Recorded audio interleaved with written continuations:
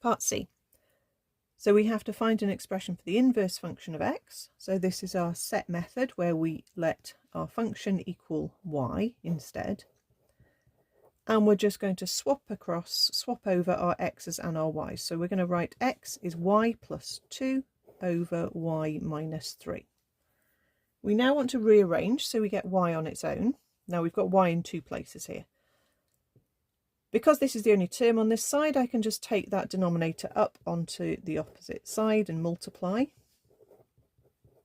And I'm going to need to multiply that bracket out to get the y out of the bracket. Like that.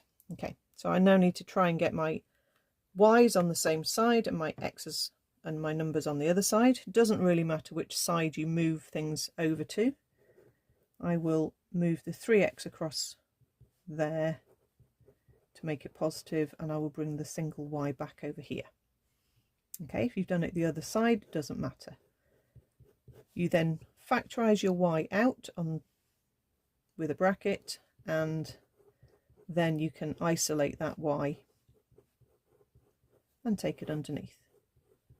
Okay, so that would be the answer. So your inverse function, make sure you say it correctly with inverse function, x equals 2 plus 3x, or obviously 3x plus 2, doesn't matter, over x minus 1. Or you could have it the other way round and have a minus 2 minus 3x over a 1 minus x. If you did do that, you could bring that minus to the front, but if you did do that, then make sure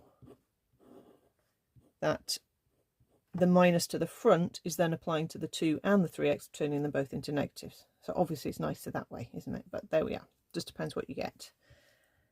Your domain and your range swap over. So referring back to your previous answers, your domain here would be curly bracket 1 up to square bracket 6, and your range would be square bracket 4 to infinity curly bracket. Okay.